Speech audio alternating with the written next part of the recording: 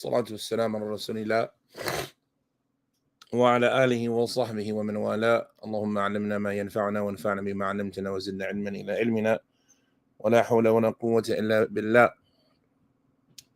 فإنشاءالله we'll continue with reading with the book entitled Al-Awsat في السنن والإجماع والاختلاف لأبي بكر Muhammad ibn Ibrahim ibn al-Mundhir rahimahullah ta'ala, who passed away in the year 318 after the Hijrah.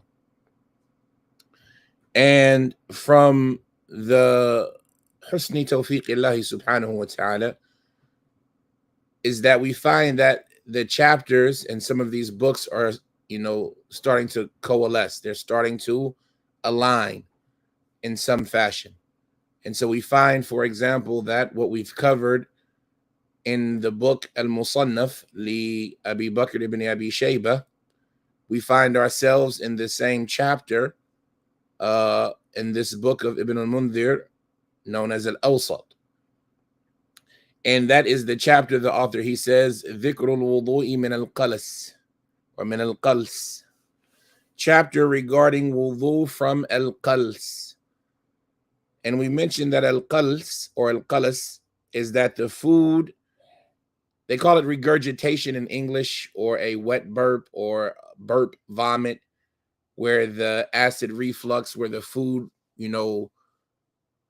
regurgitates inside of one's throat, filling up their throat, or maybe lesser than that, and then it reverts back and goes back into one's stomach or back into one's inside. Now, so this is Al-Qals, or Al-Qals with a sukoon.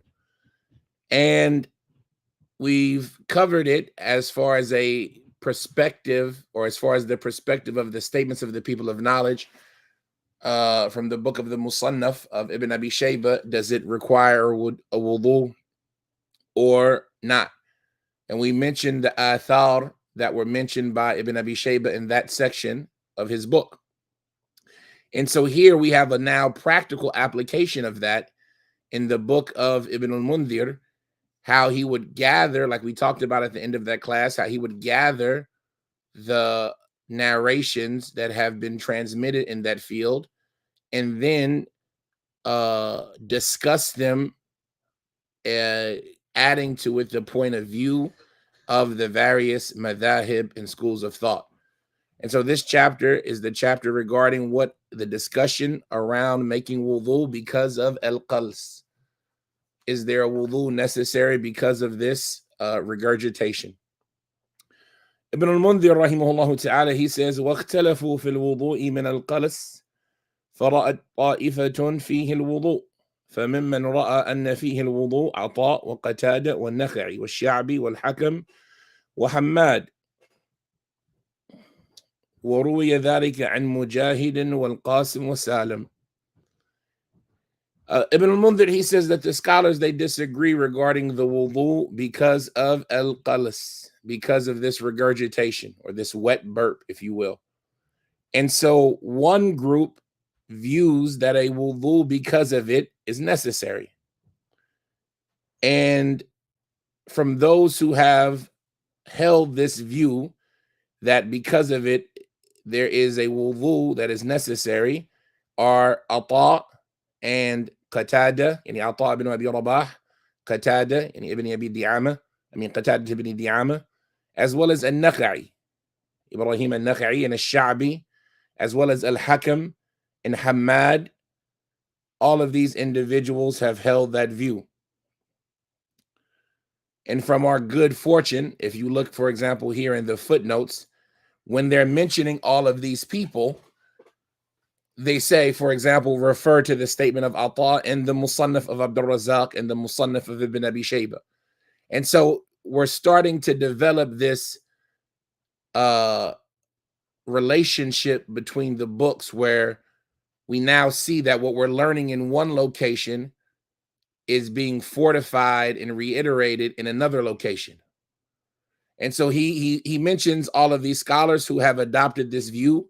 And he says, and this has also been transmitted or reported about Mujahid. And in Mujahid, it's also been said that he has this view.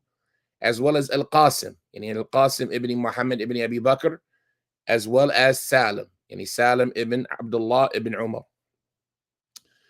Ibn al-Mundhir, he goes on, he says, وَسُئِلَ الْأَوْزَاعِي وَسَعِيدُ بن عبد العزيز عن القلس فقال إذا قلست فظهر على لسانك استأنفت الوضوء والصلاة.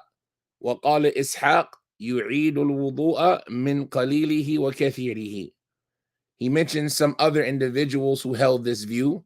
And so he says that Al-Awza'i, and Al-Awza'i, as we mentioned before, was a scholar who of the area of Sham, who his madhab became dominant in northern Africa before the dominance of the Maliki madhab. And so Al-Awza'i was asked, as well as Sa'id ibn Abdul Aziz, regarding this Qals. And the two of them, they said, if an individual has Qals, if he has this regurgitation or this wet burp, and he finds the effects of it on his tongue, meaning if it rises high enough in his throat that it reaches to his tongue, then he must repeat his wudu and salat. Right? If this happened to you while you were praying, then your salat is invalid and you need to remake your wudu and your salat. He says, and Ishaq, Ishaq ibn Rahuya, he said regarding this, the individual needs to remake their wudu, whether it was a small amount or a large amount. So according to Ishaq, it doesn't matter if the qals gets high into the throat or if it's just that little burp of indigestion that you might feel, where you feel the gases and the food come back up a little bit. He says because of a little bit or a lot, an individual needs to repeat the wudu.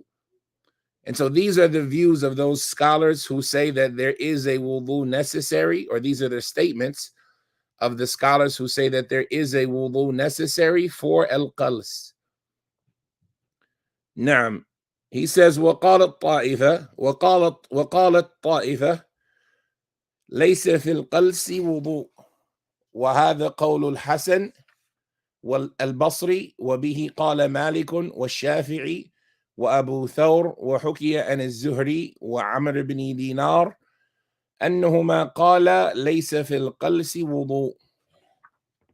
He says in a second group, they say that there is no wudu necessary for qals. This is the second opinion. There is no wudu necessary for al-qals. And he says that this is the statement of Al-Hasan al-Basri, and it was the statement that was said by Imam Malik, as well as Ash-Shafi'i, as well as Abu Thawr.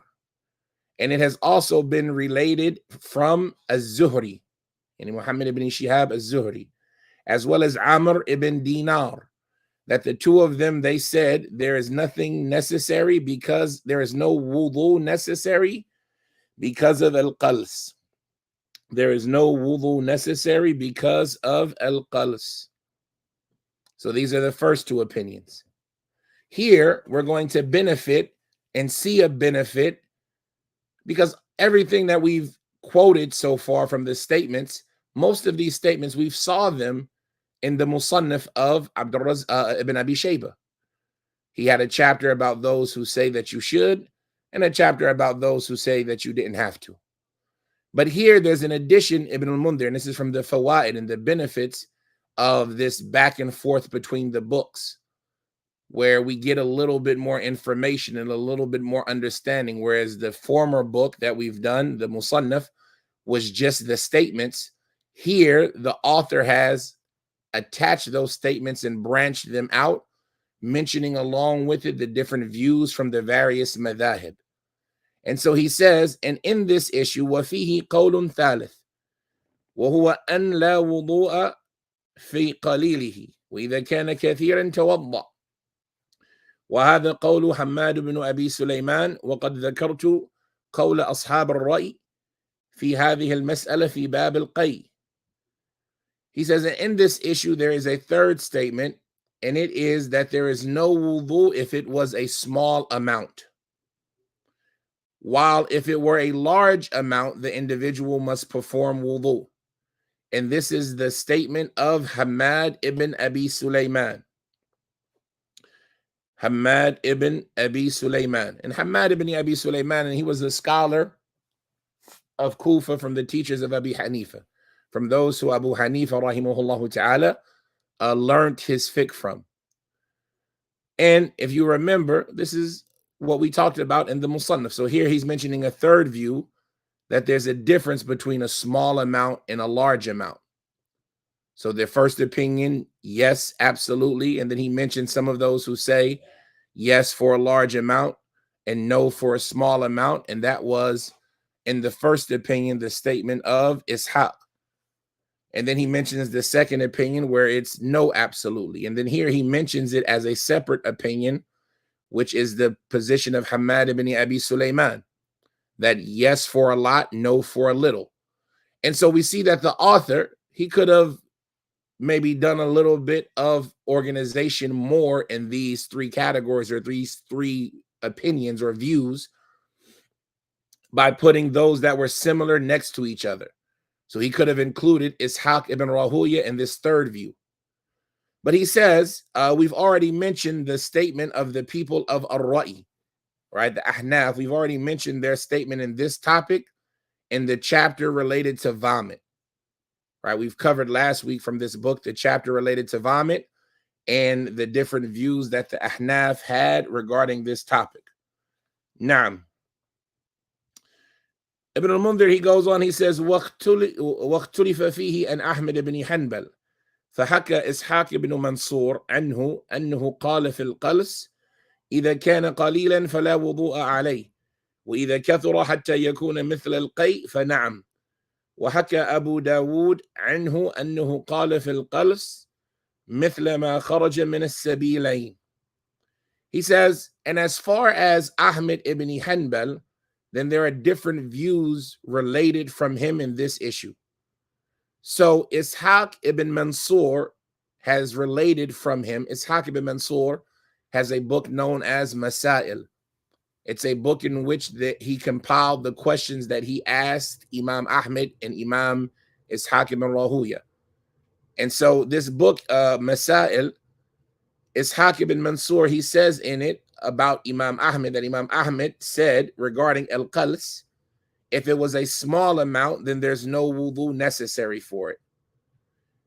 And when it becomes a large amount, then it is similar to vomit. When it becomes a large amount that is similar to vomit, then yes, i.e., yes, there is a wudu necessary for it. And so this view of Imam Ahmed will be similar to what was mentioned from Ishaq and similar to what was mentioned from Hamad ibn Abi Sulaiman. Ibn al-Mundhir, he says, وَحَكَى Abu Dawood. As far as Abu Dawood as-Sijistani, the sahib of As-Sunan, the one who wrote the book As-Sunan, he was also a student of Imam Ahmed. And he had a book of Masail, or questions, that he asked Imam Ahmed as well.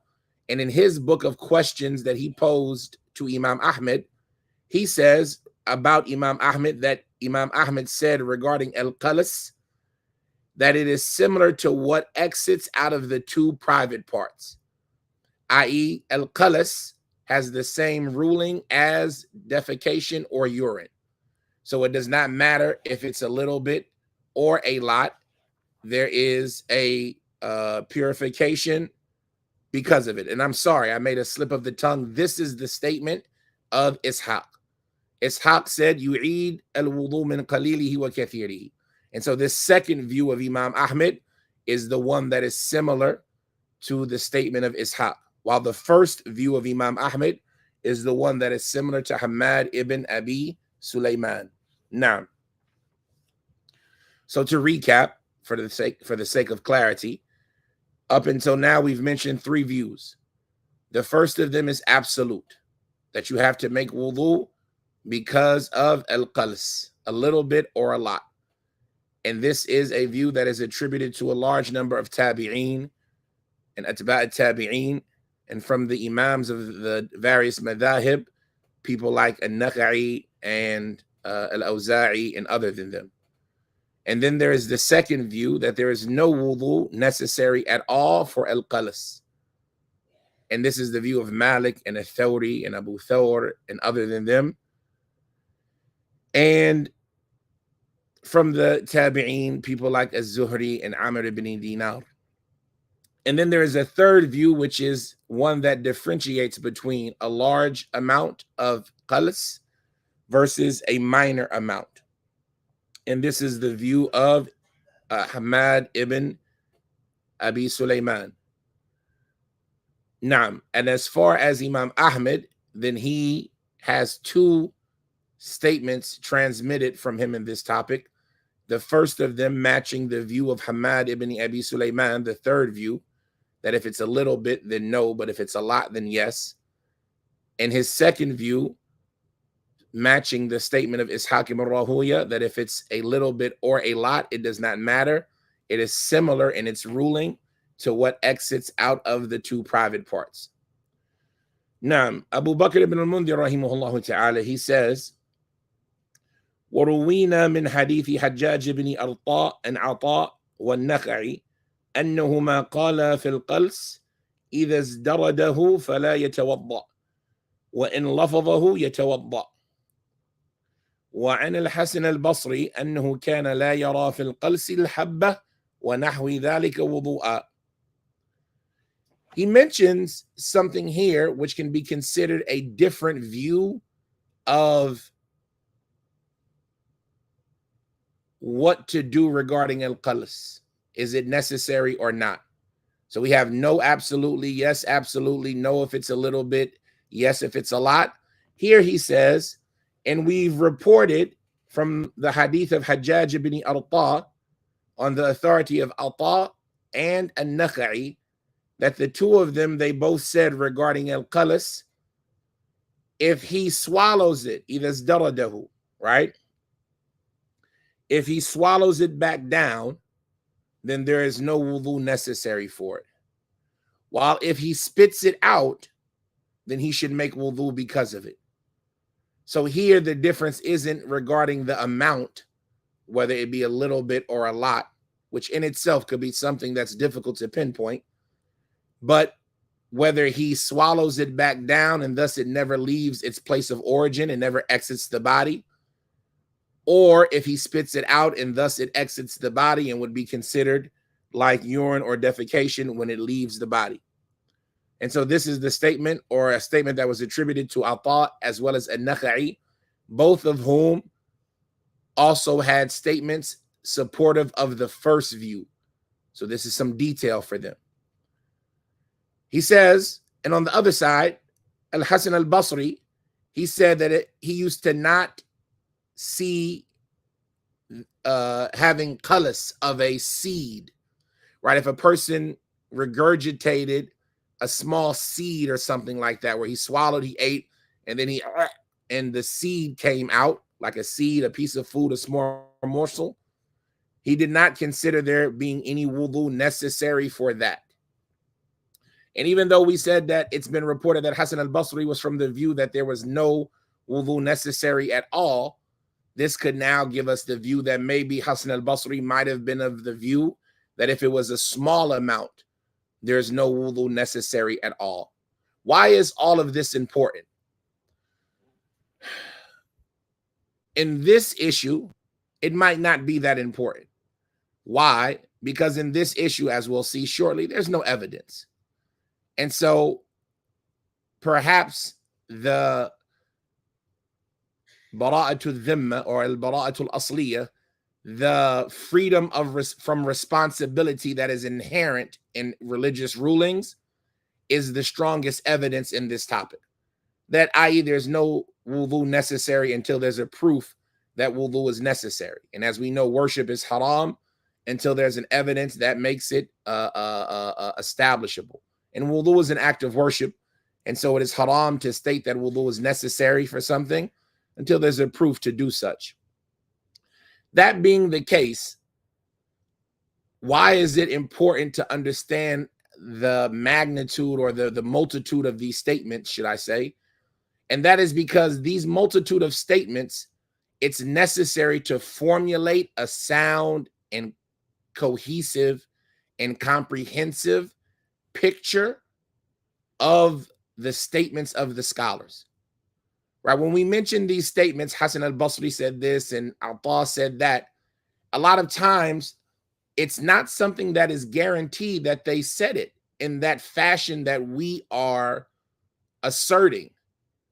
But instead, it's necessary that we look at all of their various statements in this issue and to put their general statements together with their specific statements so that we can truly understand their view when we say that this scholar held this opinion, right? And so we want to make sure that we're understanding all of their statements in unison so that we can have a clearer picture about what this scholar actually felt and what this scholar actually held was the stronger view in an issue. Because a lot of times we'll see one statement and say, well, this scholar said this, and therefore that scholar held this opinion. And that is not always the case. They might have said this because of a circumstance. They might have said this early on and changed their mind. They might have said it, or they might have said it, not said it at all. And the narrator is summarizing or paraphrasing based on what they understood. And so this is why a person might say, well, why so much repetition and just saying what various people said? And it's because often somebody will attribute something to a person of knowledge, and that attributing of theirs will be erroneous. It will be in error. The scholar never actually said that. And this is something that happens even till this day. And, not to, harp on an issue that is, well known and documented, but because of the relevance of this issue in our current age, the issue of people and criticizing and praise.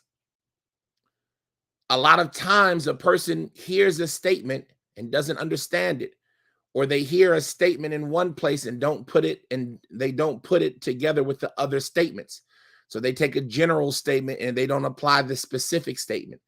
They take a statement that was said at one point in time and don't take the later statements that were from a changed mind. Or they don't fully understand a statement, but they transmit it based on their understanding. And when this information reaches the second and the third and the fourth level away from its original source, then how much of that information gets lost in translation? And so in the books of the people of knowledge, we see the methodology of how to combat and how to avoid such a mistake. And that is by gathering all of these statements up. Before I say Sheikh so-and-so said this, then I want to gather up all of the things Sheikh so-and-so said regarding that topic and put them together. And if I can get insight, if I can go back to his students who understand the context, if I can go to the Sheikh himself, let alone, then these are things that are necessary to get more clarity in the issue. And so that's what a book like this is training us. Even though it's in Islamic law, the principles aren't exclusive to Islamic law. The education, the skills aren't exclusive to these topics. Instead, they are something that are applicable across the board in Islam. And so this is why the author is mentioning all of these individuals and all of their statements. And while he'll mention the differences that they've said and bring all of this so that an individual can develop these skills. And then on top of that, he does something else that we can learn from. And that is that he cites his sources. So he doesn't just say that Hassan al-Basri held this opinion, or Az-Zuhri or Ata or so-and-so held this opinion. Instead, he, after mentioning it, he follows back by mentioning his sources for that information. And that is another important lesson that we can learn from. When we say that Sheikh so-and-so said this and Sheikh so-and-so has this opinion, are we citing that information from reliable sources? And if the sources, even if they are reliable, did they cite it from reliable sources? And like this, when we start holding ourselves accountable with such standards, we find out that a lot of times the criticisms that we level at each other and the judgments that we pass against each other, a lot of times are erroneous. So for me to say Sheikh so-and-so said this about an issue, and I never met Sheikh so-and-so, and I barely speak Arabic, as is the case sometimes, and it's third hand, fourth hand information, and I don't mention my sources. So I won't say that, brother so-and-so told me that brother so-and-so told him. But then in spite of that, I pass a judgment or levy a criticism against someone. It becomes almost too obvious how problematic and disingenuous that is. When you hear some of them say a statement criticizing a scholar, for instance, and in their criticism of the scholar, they don't provide any hard material or reference information. And then they say, well, I never met them except once or twice. But they feel comfortable enough to speak about them in the religion. And when you start applying these principles, you can almost see the erroneousness and the lack of education to these principles specifically coming from those individuals. So these are things that we pay attention to because the lessons are everywhere. They're not just in books of minhaj. They're not just in books of aqidah, right? The Salaf, they didn't separate their minhaj to the books of aqidah and then deviate from that in the books of fiqh. You can find the lessons in minhaj and books of fiqh, the lessons in minhaj and books of grammar, the way they would have adab about speaking about Allah in grammar books, right? And so these lessons, we should always have our eyes open to learn them. And this is an example of it, why the author is bringing so many statements back to back, and why is he, doubling down after that, often citing his sources and producing the chain. And these are the lessons that we are hoping that we can learn here in this series, the Barnamij Ilm al-Salaf, the series that deals with the education or the knowledge of the Salaf. Now, Abu Bakr ibn al-Mundhir rahimahullah ta'ala, he says, after mentioning all of these statements, he says, قال أبو بكر أجمع أهل العلم في سائر الأحداث مثل البول والمذي والغائط والريح أن الوضوء يجب من قليل ذلك وكثيره، والقلس نفسه لا يخلو أن يكون حدثا كسائر الأحداث، ولا فرق بين قليله وكثيره، أو لا يكون حدثا، فلا معنى للتفريق بين القليل والكثير. وقد احتج أحمد وغيره من أصحابنا في إيجابهم الوضوء من القيء بحديث ثوبان. Abu Bakr, he says that the scholars have agreed regarding the rest of the things that are ahdath, the rest of the things that nullify wudu, like urine and pre-cum and defecation and the pass or flatulence, that all of these things, a small amount or a large amount of them, require a wudu. And Qals itself has no possibilities other than it is a hadith like the rest of the ahdath, and thus there is no point or no sense or no justifiable reason for separating between a small amount and a large amount, or it is not a hadith. And so there's no meaning behind separating a large amount of it in a small amount. I.e., what he's saying here is that, first of all, we see that there's disagreement. Now that we see this disagreement, let's start removing opinions. And as far as that third opinion, then there's no room for it. Why is there no room for it? His logic behind that is, if it's a hadith, then it breaks your wudu, a small amount or a large amount. And if it's not a hadith, then it doesn't break your wudu, a small amount or a large amount. And there's no justifiable reason to say a small amount doesn't where a large amount does. That is not the case in any other thing that nullifies wudu, Allahumma, except with the argument that we made about sleep. And that's where these things come back into play. But generally speaking, there's no justifiable reason to separate. And so we can automatically get rid of opinion number 3. He goes on to say, because we now have 2 opinions left. Opinion number 1, which is that you absolutely have to do it. And opinion number 2, that you absolutely don't. He says, and Imam Ahmed, who was one of the people who said that you absolutely have to do it in one of his views, and other than him from our companions, i.e. from the Shafi'iyah, or the people of hadith in general that have adopted that view, that it is obligatory to make wudu because of vomit, then they use as a proof of that the hadith of Thawban. So when it comes to Qals, as we mentioned before, there's no direct hadith regarding Qals. And so the most that one would have is comparing it to vomit. Vomit being that regurgitation, that projectile regurgitation that enters into the mouth or gets spit out or projected out of the mouth. And so is the vomit when it's still in the throat comparable to that or not? That's the conversation we're going to have about Al-Qals. But to have this conversation about Al-Qals, we need to first mention the evidence for wudu. For wudu for vomit. And we didn't talk about it in this book in the last chapter. He just mentioned the opinion. So what is the proof that you have to make wudu for vomit?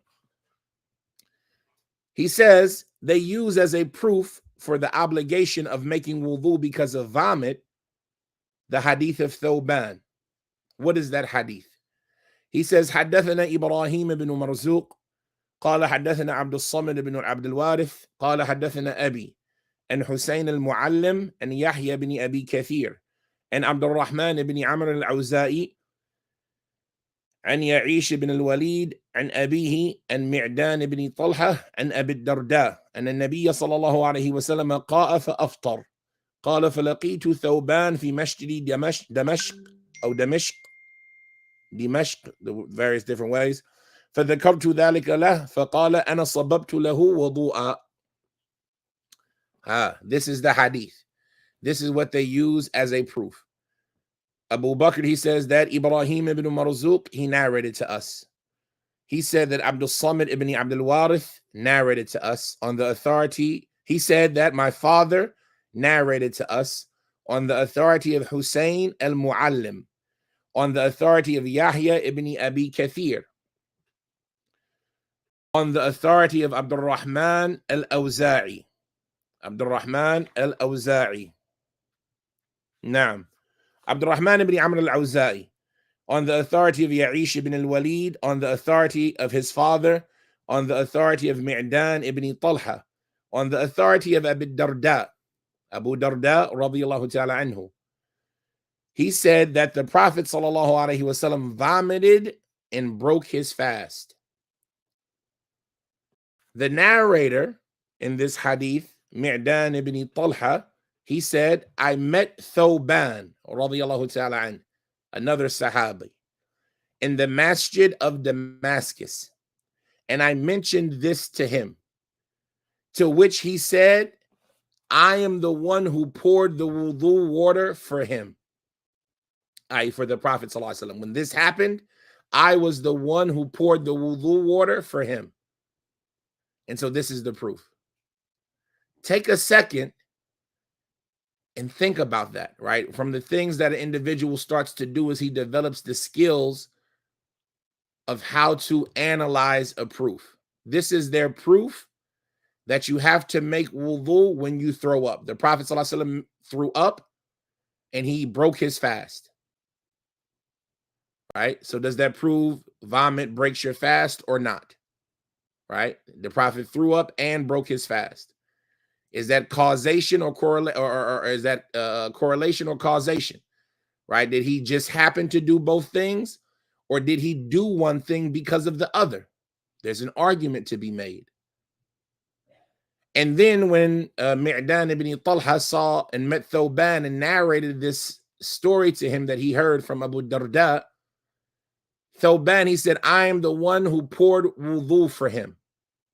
Meaning the Prophet threw up, he broke his fast, and Thawban poured water for the Prophet ﷺ to make wudu. So does this by itself prove that wudu is necessary or not? The Prophet made wudu after throwing up. But is it causation or is it just correlation? Meaning he did the two things without one of them being the cause for the other. And like we mentioned before, right, somebody might say, well, he just threw up. His mouth is dirty. He's going to clean his mouth out. Is the wudu here the full wudu? Which by default you would say yes, while some would argue no, the wudu here just means washing his mouth out. Like they say in the hadith about eating mutton and camel meat, should we make wudu from it? And the Prophet said yes, if you want, and mutton, and yes, and camel meat. They say the wudu there is just washing the mouth out. But by default, when in the religion we say wudu, what we mean is the wudu that we know religiously. So there's an argument that can be made that was it a full wudu or just the washing of the mouth? And if it is the full wudu, then was that something you had to do or just something the Prophet did, sallallahu alaihi wasallam? And so all of this is why there can be a hadith that's authentic and still disagreed about it, right? And this is a point in Arabic that they call qat'iyyatu thubut versus dhanniyatu thubut, wa qat'iyyatu dalala versus dhanniyatu dalala. Right? Is the hadith undeniably established, or is the proof undeniably established or subjectively established? Meaning some proofs are undeniable, like the Quran. The proof is undeniable. And some proofs are subjective, meaning we're not 100% sure that they are valid, like certain hadith. There's conversation. It goes between being sahih and da'if. There's disagreement. But even if the evidence is undeniably established in its validity, it doesn't mean what it proves is undeniably established. There could be disagreement about what is being proven, even if there's no disagreement about the proof. And so the point of the hadith, if you will, or the point of the proof, the point of reference could be speculative in nature as opposed to undeniable. And they use terms like a nas and a zahir, right? A direct, explicit proof versus a obvious and, more possible proof, but having the possibility of something else as well. And so this is just the lesson in understanding that there's a proof in this issue that the Prophet made wudu after vomiting. But does that proof necessitate that wudu after vomiting is wajib? The Prophet didn't say make wudu, he just did. And did he do it because he preferred to? Like how he made tayammum before he responded to the salams? Or did he did it because it was necessary? All of this is why there can still be disagreement in an issue, even after a proof. So this is the proof that the people like Imam Ahmed and the people who held the view that you have to make wudu because of vomit attached to.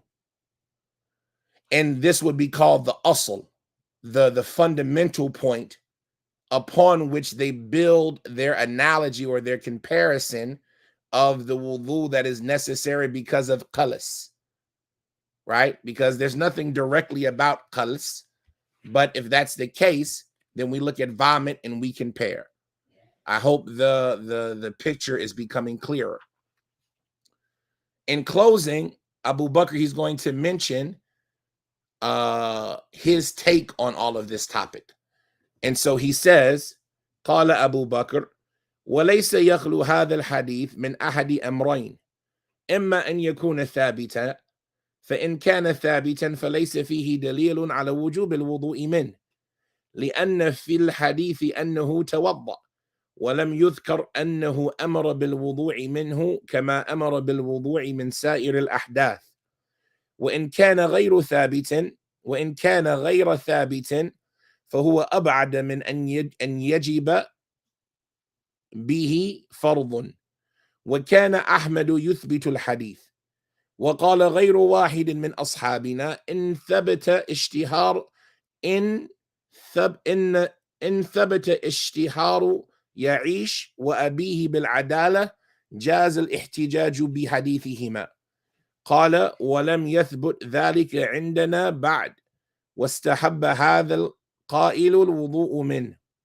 قال أبو بكر فإن ثبت الحديث لم يوجب فرضا لأن النبي صلى الله عليه وسلم لم يأمر به فيما نعلم والله أعلم. نعم. Abu Bakr ibn al-Mundhir, he says, this hadith, it doesn't escape or doesn't have any options other than two. This hadith has only two possibilities. This hadith it only has two possibilities. The first of them is that it is established.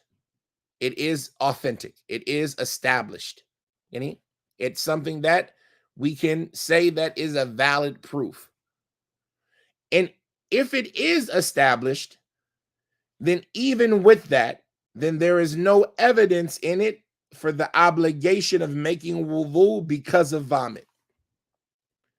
And that is because in the hadith, it simply states that the Prophet made wudu. But it does not mention that he commanded that a wudu be made because of vomit, the way that he commanded that a wudu be made because of the rest of the things that nullify wudu, the rest of the ahdath. So that's the first option. Even if we say it's sahih, it doesn't prove anything in this regard other than that wudu is preferable, mustahab, because the Prophet didn't command. And this is something that in usul al-fiqh you'll start to learn about, that there's a difference between the Prophet's statements and the Prophet's actions, sallallahu alaihi wasallam, and what they prove. An action doesn't prove the same thing as a statement, and how to use them. And so all of these things are what are necessary before a person can start passing judgments and issuing verdicts.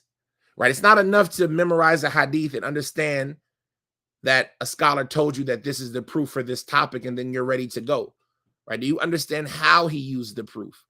Do you understand the aspects that are establishing the point, as well as the responses to those aspects, and how to combine and how to weigh? All of these things are necessary, and this is why even the student of hadith, which inshallah we ask Allah to make us from them, this is why the student of hadith needs to understand usul al-fiqh. And we need to remember as students of hadith that usul al-fiqh is our science. Usul al-fiqh is not the science of the theologians. It's not the science of the various madhahib. Usul al-fiqh in its origin is a science belonging to the people of hadith. It was introduced by our Imam, Ash-Shafi'i, rahimahullah ta'ala, along with Mustalah al-Hadith. The two of them share their same origin as a reference point, the first person to write in those fields. And for this reason, you used to see the Sheikh, our Sheikh, inshallah, Abdul Muhsin al-Abbad, hafidhahullah ta'ala, he used to encourage that the student learn usul al-fiqh. And this was something that he, emphasized from what has reached us during his time at the university, that the students give importance to usul al-fiqh. Naam. So that's the first possibility in this hadith, that it is a proof that is established, but it doesn't prove the obligation due to the absence of a direct command. Ibn al-Mundhir, he says, and if it is not established, this is the second possibility. The second possibility is that it's not an established proof. And if it is not established, then it is even further away from being something that necessitates an obligation. If when it was established, it didn't prove an obligation, then how could it be something that proves an obligation when it's weak? It's even further away from being something that can prove an obligation. He says, and Ahmed rahimahullah, he used to establish this hadith. Imam Ahmed considered this hadith of Thawban, to be one that is established. It's authentic in Imam Ahmed's view. While other than him from our companions, they used to say, if the fame of Ya'ish, who was one of the narrators, and his father and their righteousness is something that is verifiable, is something that is well established and confirmed, then we could use their hadith as a proof. But that individual who said that, who he's referring to here, obviously I don't know as of yet, but this companion of his from the scholars of the Shafi'i madhab, he said that if the fame of the righteous, if the information that has reached us that is well known about the righteousness of Ya'ish and his father is established, then the two of them would be we can use their hadith as an evidence. But that same individual, he said, but that is not something that is established with me quite yet. Meaning that individual, he said, I'm not 100% sure about the well-established nature of their righteousness yet. And so because of this disagreement about the well-knownness of their righteousness, and for those students of hadith, the individual who we don't know their righteousness, we say about that person, majhul al-hal. His condition is unknown to us. He said that those two people, Ya'ish and his father, their condition is unknown. And so therefore, I haven't been able to establish that yet, i.e., and therefore the evidence is not strong in my view yet. But in spite of that, he preferred this individual who said this statement to make wudu because of vomit. So even though he was unsure about the validity of the proof, he still preferred an individual make wudu because of vomit. And here I like to reiterate a point that we make often. None of this information is relevant, or should I not relevant? None of this information is necessary for what you should do. Make wudu. It doesn't hurt. You have a salaf in it. Better safe than sorry, right? If it's easy and you adopt the view that wudu is a way to get ajr and renewing the wudu is an act of worship, make a wudu. And like this, when Allah knows your sincerity and Allah knows that this information for you is not about getting out of an action, but to understand the reality of an action, because for you, I'm going to make wudu regardless. Then like this, your level will rise with Allah. And like this, yani tulhiq or nulhiq, inshallah.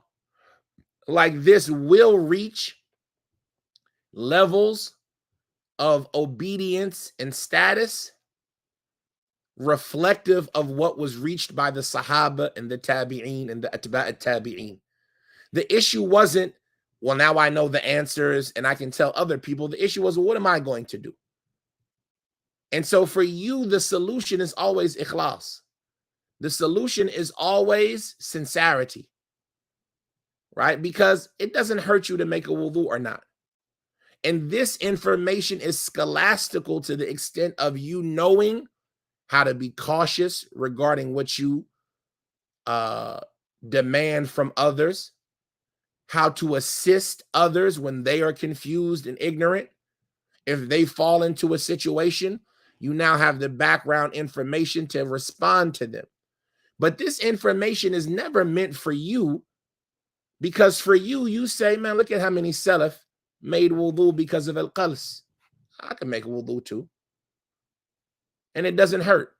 And like this, if you approach the religion and your affairs in this way, when it comes to the things that the salaf did, we're not arguing, should you make a wudu? Go ahead, make a wudu. Mustahab. But we're arguing, is it wajib or not? But when it comes to these things, we're not looking at the mustahab as something to get out of. For us, we're going to do it. But the issue is when it comes to somebody else teaching, assisting, giving verdicts, knowing the details, the fine details. It's a similar conversation that we make regarding the woman in niqab. Nobody said it's haram to wear niqab. It's just some scholars say it's not wajib. But if you're sincere with your devotion to Allah and your sincerity to Allah, then wear niqab. The argument of if it's wajib or not shouldn't matter to you. Then the Sahabiyat, when that ayat was sent down, they didn't wait to figure out if was it wajib, mustahab. They just covered their faces. And so like this, the information that we get is so we can act. But it's not so we can get out of the action. Oh, now I know that wudu because of it isn't wajib, so I don't have to make wudu, and I get out of it. No, it's mustahab, make wudu. If nothing else, wash your mouth out. But if somebody comes to me and says, yeah, akhi, last week I had a wet burp and I made salat after that, and then somebody told me that I should have made wudu, what do I have to do? Do I make that salat up? And I see that the time has passed, it's been a week, and I see that this brother, it'd be a hardship on him to go make that salat up. I say, I hope there's no harm, akhi. There's no strong evidence to say that you have to make wudu because of vomit. You see, like this is how we adopt this information. In closing, Abu Bakr, he says the last sentence,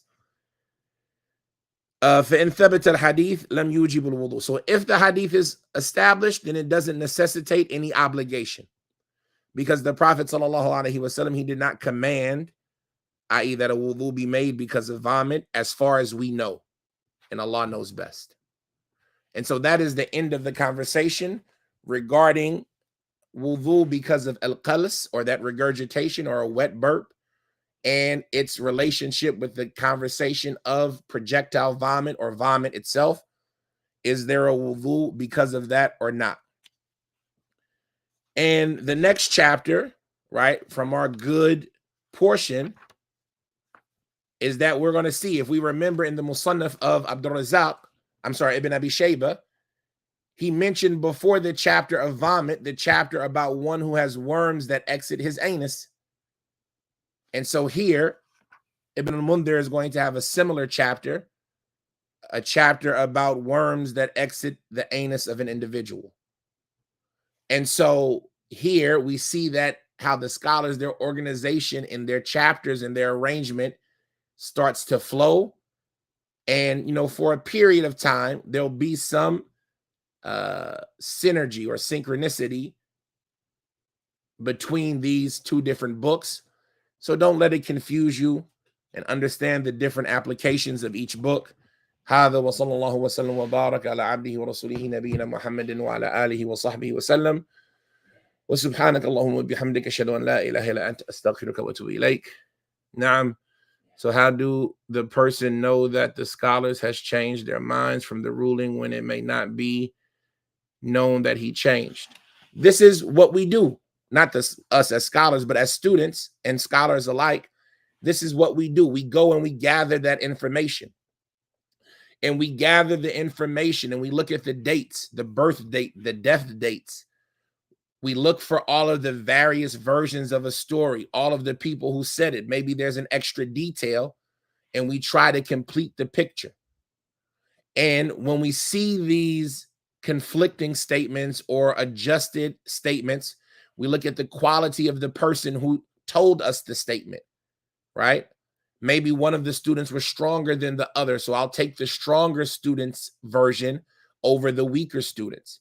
Maybe one of the students came later, and I know this because I know the generations and I know the levels of the students, and this is what we study in the science of hadith and the people and the levels and all of these things. Maybe somebody else, maybe a third person narrated it with an extra detail, right? I'll give an example.